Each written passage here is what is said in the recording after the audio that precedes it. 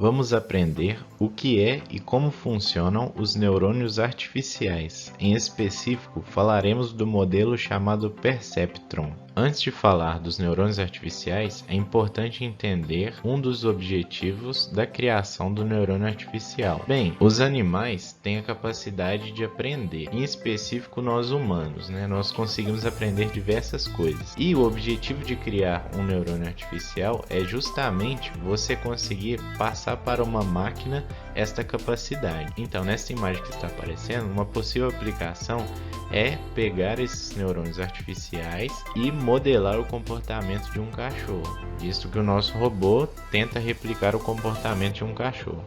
E não adianta falar de neurônio artificial sem citar o biológico, que é de onde a sua ideia vai ser extraída. Como a biologia foge da minha área de aplicação, minha explicação vai ser simplificada. Enfim, a imagem que nós temos aí é um esquema típico de um neurônio biológico.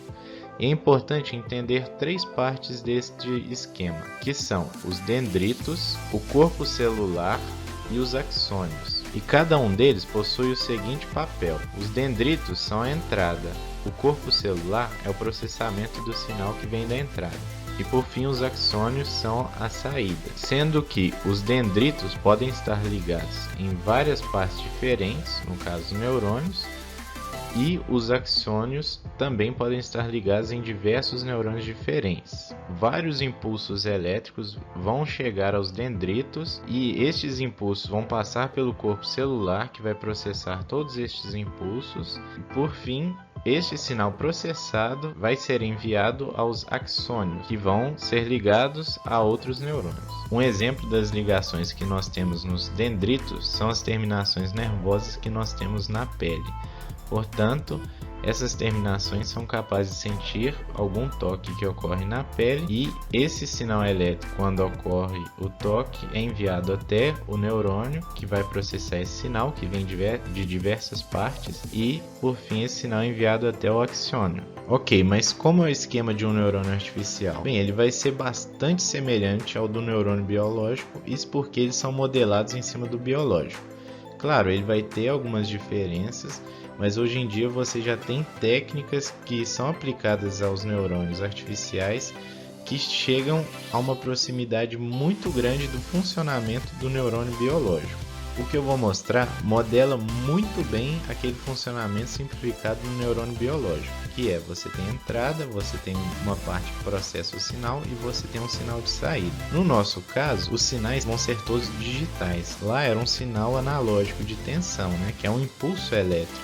Aqui vão ser todos sinais digitais, uns e zeros. Voltando ao esquema que nós temos na tela, você pode ver que nós temos uma configuração bem semelhante ao que foi falado anteriormente. Temos entradas, que eu coloquei de input, temos uma saída que eu coloquei como output. Se você fizer analogia com o neurônio biológico, as entradas vão ser os dendritos e a saída vai ser o axônio, mas eu coloquei só uma saída, poderiam ser várias, aí seriam os axônios. E uma outra coisa que eu coloquei é esse viés, que eu chamei de bias, que é o nome mais comum que ele recebe. Esse viés que eu denotei de B é um parâmetro interno do neurônio artificial, e logo a gente vai entender para que ele serve. Além do bias, que é um parâmetro interno, nós temos outros parâmetros internos do neurônio, que são os pesos. Os pesos estão representados no esquema como W1, W2 e W3. Cada entrada do neurônio vai possuir um peso específico. Ele recebe o nome de W por conta da palavra em inglês weight, que é peso. E como funciona o neurônio artificial? O que ele faz com esses pesos, com o viés, com as entradas e o que acontece na saída? Bem, o que acontece é que as entradas x1, x2, x3 chegam até a parte central e são multiplicadas individualmente pelos seus respectivos pesos. Então x1 vai ser multiplicado por W1, x2 por W2, x3 por W3 e assim em diante pelas n entradas que você tiver. E o que acontece é que essas multiplicações são somadas. Então x1 vezes W1 é somado com x2 vezes W2 e assim em diante.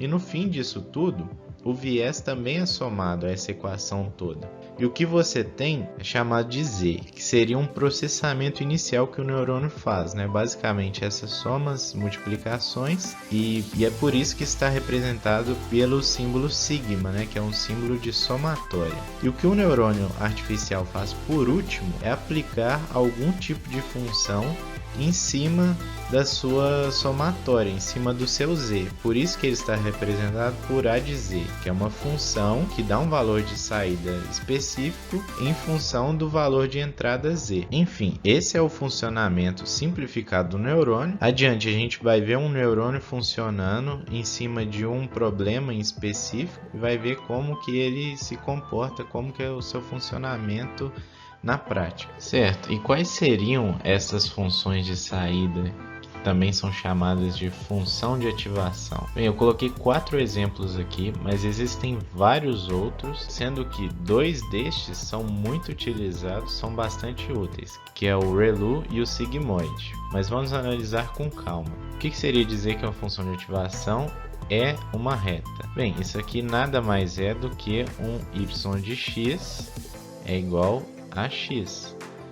Fazendo analogia ao nosso a de z aqui, é a mesma coisa de dizer que o nosso a de z é igual ao próprio z. Ou seja, toda aquela soma que o neurônio artificial faz, ele já joga na saída. O valor de cada entrada multiplicado pelo seu peso respectivo somado ao viés é direcionado direto para a saída. E o que seria dizer que a função de ativação é um degrau binário? Esse degrau binário vai forçar a sua saída a ser 0 ou 1. Isso implica em que exatamente? Bem, isso implica que a sua saída só vai ter 2 estados diferentes. A sua saída vai conseguir informar sobre alguma situação específica. Porque você pode dizer que quando a sua saída for 1, algum evento específico ocorreu, e quando ela for 0, esse evento não ocorreu. Mas se você reparar pelo próprio nome, é um degrau, ou seja, você não tem, aqui seria no meio termo da função, você não tem uma variação gradual. Apesar da imagem mostrar que ela possui uma inclinação diferente de 90 nessa mudança de estado, é uma variação muito brusca. Então, nessa faixa de transição, você não vai conseguir ter valores intermediários. Ao contrário dessa função que é chamada de sigmoide. Ela é bastante semelhante ao degrau binário, porque ela força o valor de saída a estar entre 0 e 1. Seria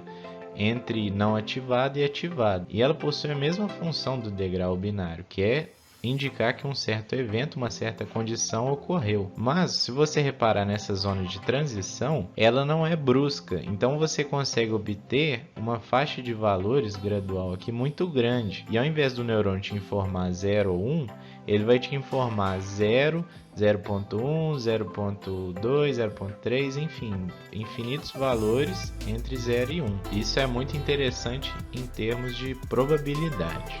Já vou falar mais a respeito disso. Essa função ReLU, que significa Rectified Linear Unit, ela é bastante similar com a reta, mas o que ela faz é cortar para 0 todos os valores que estão abaixo do que seria o seu x maior do que 0. Eu coloquei aqui ela mais para exemplificar os tipos existentes, mas a aplicação dela é um pouco complexa para entender por agora, mas saiba que ela dá um resultado mais eficaz no aprendizado do que a própria reta natural.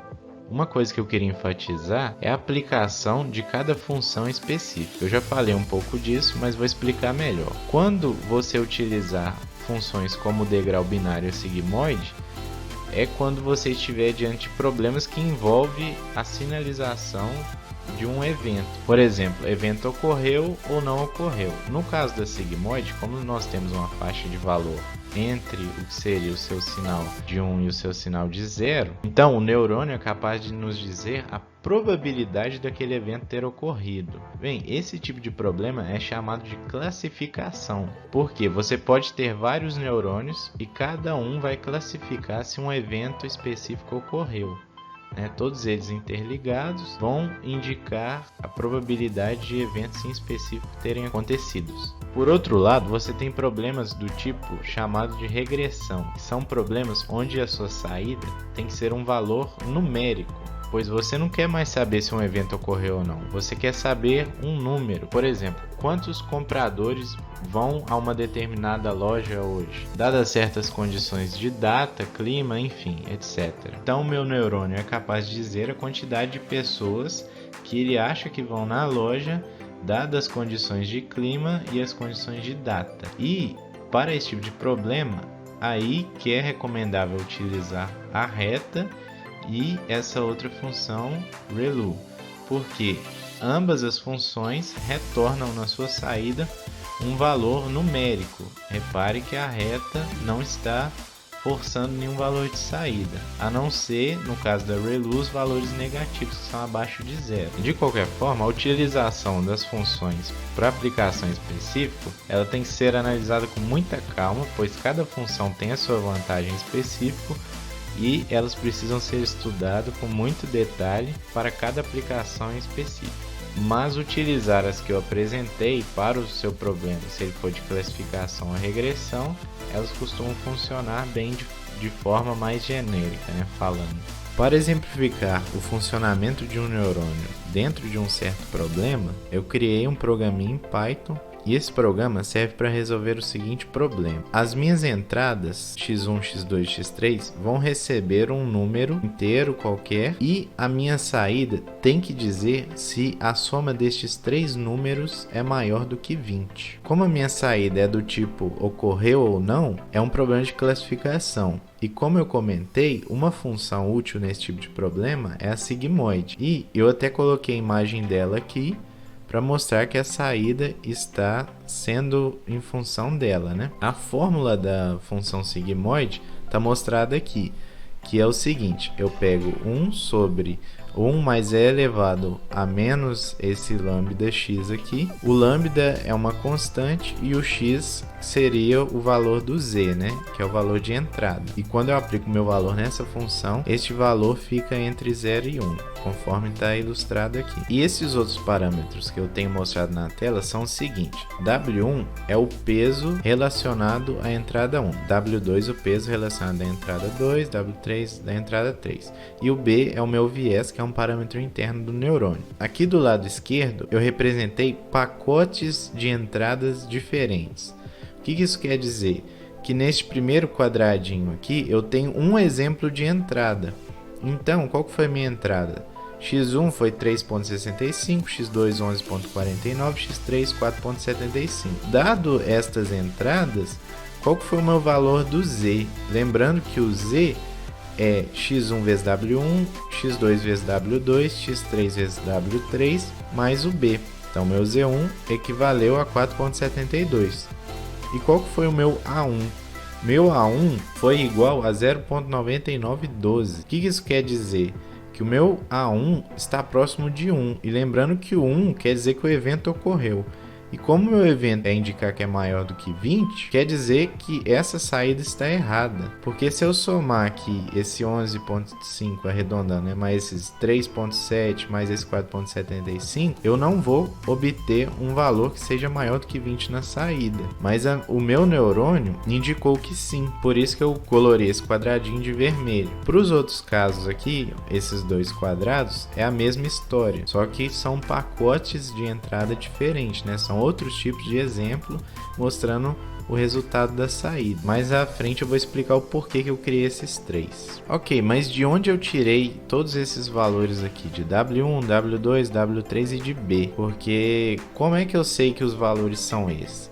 Bem, como eu mostrei que ele está indicando a saída errada, você já deve imaginar que não são os valores certos, porque esses valores devem ser aleatórios a princípio. Não tem como você saber quais devem ser os valores de W, nem o valor de B, para que você tenha na sua saída um valor que seja o esperado para aquela determinada situação de entrada. Então o que você faz é aleatorizar os pesos e o viés para valores quaisquer. Idealmente valores normatizados entre menos 1 e 1.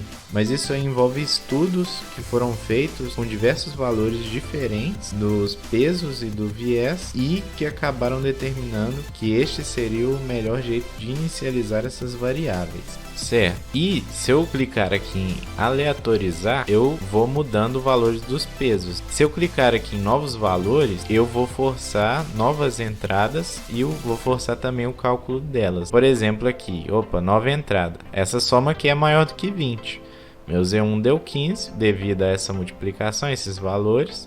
E o meu A1 deu 1. Se o meu A1 deu 1 e essa soma é maior que 20, então tá certinho. Tanto é que o quadrado está colorido de verde. Então é porque tá certinho. Então, aleatorizar esses valores pode te levar a começar com uma configuração que já esteja certa, mas é uma coisa muito do acaso, porque dependendo da rede você vai ter mais de 1000 pesos e diversos vieses, e você aleatorizar todos esses pesos e o viés para que todos caiam com o valor certo para dar um valor de saída esperado, é uma coisa muito difícil de acontecer, mas como você está aleatorizando, não é impossível, certo? Bem, agora vem a parte de como treinar essa rede, como falar para ela a direção certa que ela deve seguir, a direção certa que ela deve mudar esses parâmetros, para que o seu valor de saída seja mais próximo do esperado. Para isso existem várias técnicas diferentes e eu vou mostrar aqui duas delas. Antes de continuar neste programa, vamos voltar para algumas explicações. Uma das técnicas para direcionar o neurônio para o caminho certo é utilizar o algoritmo genético. Ele se baseia na seleção natural e ele tem o seguinte funcionamento. Vamos pegar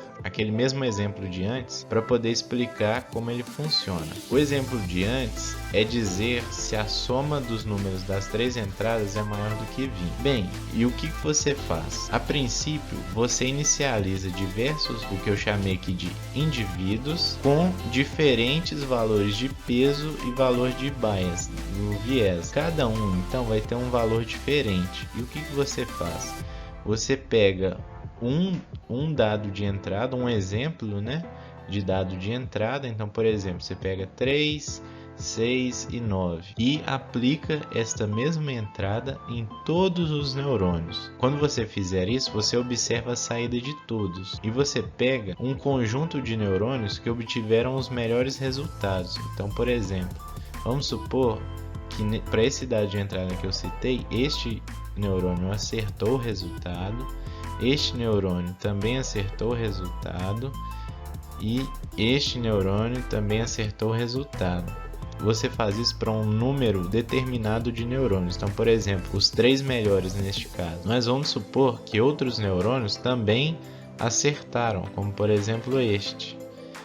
Mas, como eu estou pegando só os 3 melhores neurônios que performaram dessas entradas, então este quarto neurônio que acertou, mas teve uma performance não tão boa quanto o restante, eu ignoro, assim como outros demais que estão na mesma situação que este último. E o que eu faço na sequência é, entre aspas, matar todos os demais neurônios, incluindo estes que acertaram, mas não performaram bem, e deixar só os 3 melhores. Quando eu faço isso, eu pego os 3 melhores que supostamente estão com bons valores de peso, né? Foram os que se saíram melhor, e crio o que seriam filhos deles, e os filhos seriam nada mais do que eles mesmos clonados, só que com pequenas mudanças no viés e nos pesos.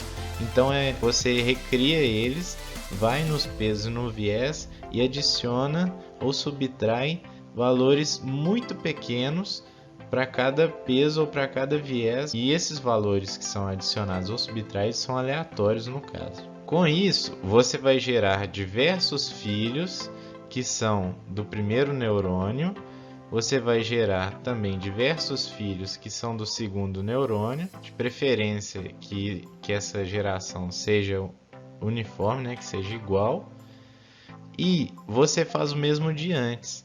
Você aplica uma nova entrada para esses neurônios e analisa a performance deles. E a ideia agora é a mesma, é você selecionar os 3 melhores de toda essa, o que é chamado de geração, e eliminar o restante. Então vamos supor que dessa geração este se saiu melhor, este foi em segundo lugar e este aqui em terceiro. Com isso, você vai selecionando aqueles neurônios que estão com o melhor ajuste possível de peso e de viés. Esse procedimento é repetido até que você tenha um resultado satisfatório na sua saída para diversos valores de entradas diferentes. Então, pode ser que um determinado sistema só dê bons resultados lá para a geração 1000. O que isso quer dizer? Que esse processo de selecionar e matar os que não performaram bem é repetido 1000 vezes. E o que você tem no fim das contas é um conjunto de neurônios com os melhores parâmetros possível para aquele determinado problema. Então, você basicamente conta com a sorte da aleatoriedade dos seus parâmetros para obter um neurônio que funcione para o seu problema. Outra forma de direcionar o neurônio para o caminho certo é contar com a matemática, sendo mais específico com o cálculo. Vamos desde o básico para entender todo o processo. Nós precisamos, para isso, criar uma função chamada de função custo. Essa função vai nos dizer o quanto nosso valor calculado pelo neurônio está distante do valor esperado, que seria o valor real. Então, pensando numa função custo mais básica, mais trivial possível, eu teria que a minha função custo C em função de A é o A esperado menos o A real. Ou poderia ser o contrário. Para o nosso exemplo de antes, se o meu A esperado era 1, ou seja, a soma das entradas é maior que 20, e o meu A real foi 0,3, ou seja, a rede acha que aquela entrada tem 30% de chance de ser maior que 20, quer dizer que eu obtive aqui um custo, o que seria um erro de 0,7. Um erro de 0,7. Portanto, a partir desta função custo, eu consigo saber o quão bem minha rede está performando. Porém, ela não é uma função ideal para ser usada nos mais diversos casos. Existe uma outra função chamada Mean Square Error, que é erro quadrado médio, que está indicada aqui na parte de baixo. E essa função possui o seguinte formato: é o A esperado menos o A real elevado ao quadrado sobre 2. O 2 nesse caso é para simplificar o passo que vem mais adiante. O elevado ao quadrado é para forçar essa função a ser uma função do tipo parábola. E isso é feito para facilitar na hora de derivar a função, pois a derivação é o que vai nos informar a direção que o parâmetro deve caminhar para que o custo diminua. No caso, o parâmetro seguinte que relaciona esse 2 no denominador está relacionado com a derivada desta função, pois ao derivar essa função, esse 2 desce para o numerador e ele é cortado com esse 2. Então, a fórmula da minha derivada fica mais simplificada, apesar dela não ser nada simples. Mas o que a derivada vai nos informar? Vamos analisar esse gráfico da direita. Bem, se eu pegar um ponto aleatório que está indicado em laranja aí, dentro dessa minha função de custo, se eu fizer a derivada, eu vou obter o que seria essa reta em laranja. Essa reta em laranja indica a inclinação da curva naquele ponto. E essa inclinação da curva é capaz de me informar tanto a direção da subida da curva quanto a direção da descida. Se eu simplesmente integrar essa curva, eu vou obter a direção indicada em laranja, mas vou obter o sentido subindo. Portanto, o que eu tenho que fazer é derivar e multiplicar por menos 1. Assim, eu obtenho a direção em laranja e o sentido para baixo, e eu consigo saber para que lado que eu devo seguir para direcionar os meus parâmetros até o ponto onde o custo é mínimo, porque onde o custo é mínimo é onde a minha rede vai obter os melhores resultados possíveis. Em redes mais complexas, pode ser que a função custo não tenha um formato tão bonito quanto este. Pode ser que ela tenha um vale aqui em cima, por exemplo. E se o meu ponto laranja, o que seria o ponto aleatório qualquer que eu peguei, estiver aqui em cima e eu for caminhar para o ponto mínimo, que seria o melhor possível, eu vou chegar até este local aqui, que seria um mínimo local. Portanto, não é um ponto onde o neurônio apresenta o melhor resultado possível. é simplesmente um ponto onde ele obteve o melhor resultado naquela região, sendo que o melhor possível é o que está aqui embaixo. Por conta disso, foram desenvolvidas diversas técnicas para evitar esse tipo de problema. E no caso são técnicas bastante complexas. E só fazer uma observação, se eu derivar essa função de custo aqui anteriormente, eu vou obter uma derivada em função do meu A real, que é o que eu calculei. E o que eu quero obter na verdade é uma derivada em função dos meus pesos, no caso uma derivada para cada peso e uma derivada em função do meu viés. Portanto, eu teria que destrinchar esse A real até o ponto onde eu conseguisse ver o peso. E aí dessa forma eu consigo a derivada em relação ao peso e, portanto, sei o caminho que aquele peso em específico que eu derivei deve seguir. Eu não vou fazer isso porque é um processo bastante complicado e exige bastante atenção, mas existem diversas fórmulas, vamos dizer assim, prontas que você consegue aplicar em redes neurais que nada mais são do que neurônios interligados, diversos desses neurônios interligados, que facilitam a vida, pois você não vai precisar aplicar derivado para a rede toda, você só vai pegar essas fórmulas, aplicar em cada sequência da rede, em cada camada, como é chamado, e você vai obter a direção que aquele peso em específico deve seguir. Vamos voltar ao nosso exemplo de antes, onde temos um neurônio que deve informar se a soma de x1, x2 e x3 é maior do que 20. Para este caso em específico, eu estou aplicando o segundo tipo de algoritmo, aquelas técnicas matemáticas. Portanto, estou fazendo o cálculo da derivada em cima dessa função sigmoide para achar a direção que o peso e o viés devem seguir para chegar ao ponto de um custo mínimo, que seria o mínimo global. Então, conforme informei antes, posso gerar novos valores e aleatorizar os meus pesos. E ao lado destes eu tenho os botões para treinar a rede. Só que o que eu faço não é treinar em cima de apenas uma entrada, eu treino em cima de várias, o que seriam os batches. Esses batches servem para a rede generalizar melhor o aprendizado dela. Por quê?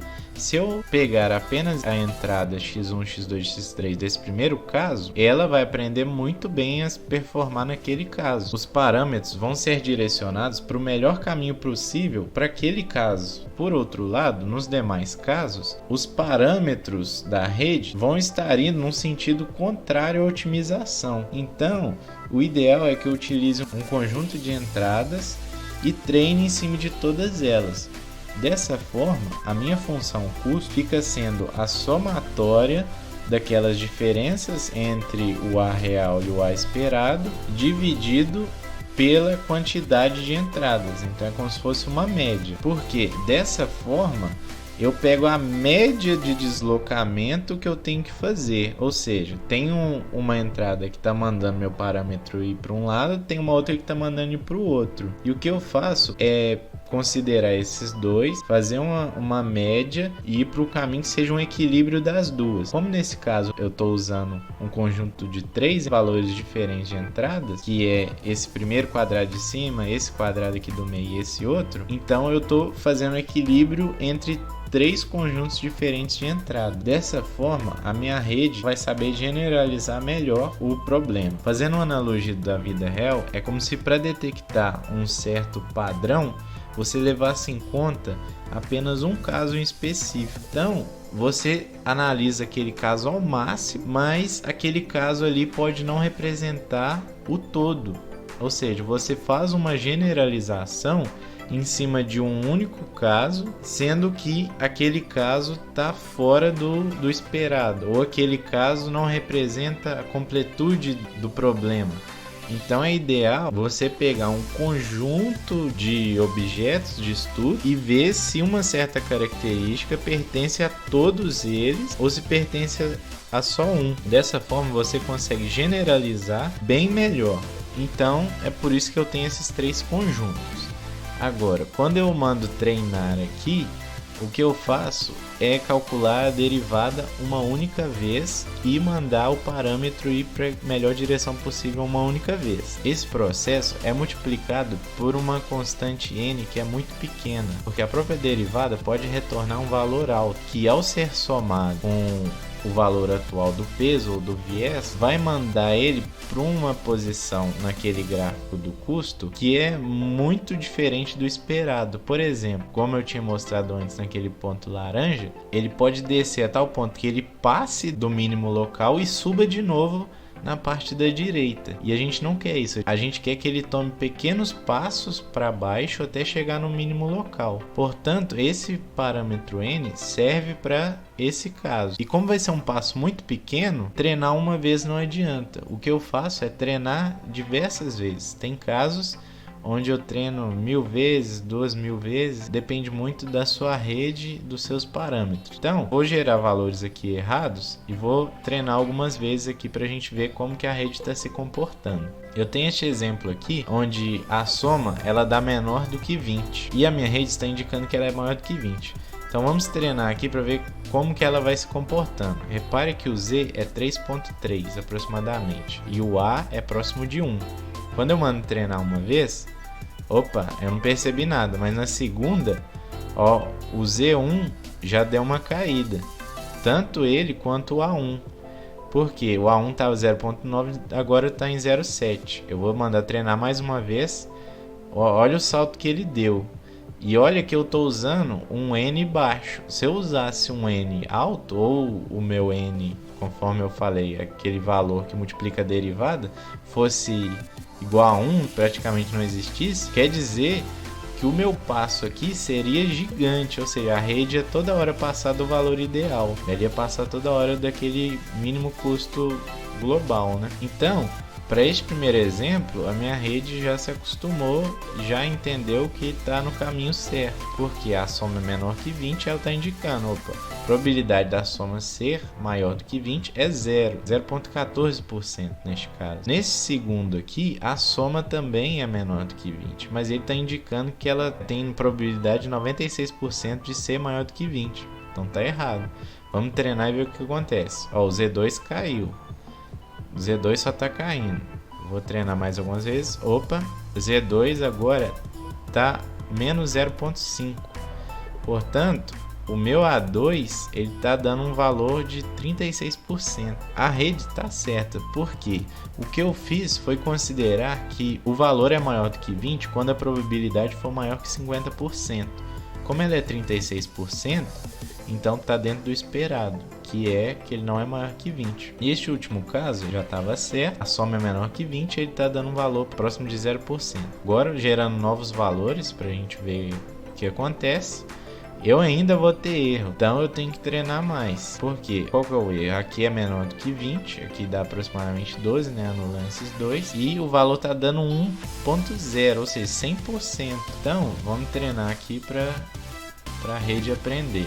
Aqui você pode reparar, em certos pontos o aprendizado é devagar, mas em outros ele é bem mais rápido. Por conta disso, existem técnicas para treinar a rede onde o seu parâmetro n é mutável. Em determinado momento ele é um valor alto, em outro momento ele é um valor baixo. Já deu aqui o valor certo. É importante entender que à medida que eu vou treinando para essas entradas em específico, aquelas outras que eu treinei anteriormente, pode ser que a direção de otimização delas seja exatamente o contrário dessa. Se isso acontecer, eu tô treinando, mandando ir para a direção otimizada desse cara, sendo que aquele outro exemplo de antes é uma direção totalmente oposta. Ou seja, se eu fosse gerar um novo valor aqui e caísse naquele de antes, provavelmente ia indicar um valor errado, porque eu treinei a rede para otimizar para esses valores, sendo que os anteriores, vamos dizer assim, foram desaprendidos. Portanto, é muito importante você selecionar um conjunto grande o suficiente de conjunto de entradas para que a rede consiga aprender tendo em vista diversas situações diferentes. Não é nada recomendável pegar um conjunto de entradas extremamente grande, porque pode ser necessário tanto mais tempo computacional, quanto você pode não generalizar muito bem em cima de um conjunto de exemplos muito grande. Então, para certos casos, é melhor você pegar um conjunto de entradas pequeno, para que o resultado sobre qualquer tipo de entrada seja o melhor possível. Então depende de situação para situação. De qualquer forma, o funcionamento é este: a rede vai sempre observando a direção e o sentido que ela deveria seguir e vai dando pequenos passos até ela chegar no valor certo. E isso é aplicável para a grande maioria das redes que você encontra por aí. Por exemplo, aquelas de reconhecimento de dígito, caso você não conheça, são redes que, a partir de imagens de dígitos escritos à mão, informa qual dígito que se refere àquele. Essas redes são formadas por conjuntos de neurônios iguais a estes, que são interligados. Cada neurônio vai ter o seu próprio peso e cada neurônio vai ser responsável por reconhecer um certo padrão daquela imagem, sendo que podem existir diversas camadas na rede, camadas essas que estão entre os neurônios de saída e os neurônios de entrada, e quanto maior for a camada em relação ao quão longe ela está da entrada, mais alto nível será a informação que o neurônio será capaz de dar. Então, neste caso do reconhecimento do dígito da mão, um neurônio que está na penúltima camada pode, por exemplo, reconhecer um padrão de curva, uma determinada curva que é presente no número 6, que é presente no número 9, que é presente no número 0, enfim. Ele vai ser capaz de identificar uma parte específica da imagem. E a combinação dos neurônios, cada um informando um padrão diferente, você vai conseguir ter na sua saída um outro neurônio que vai sintetizar essas informações para informar se, com base naqueles padrões, o número que aparece é o 0. Ou um outro neurônio para informar se, com base nesses padrões, o número que aparece é o 1. E assim em diante até o número 9. Enfim, existem diversos tipos de redes para as mais diversas aplicações que se baseiam neste método.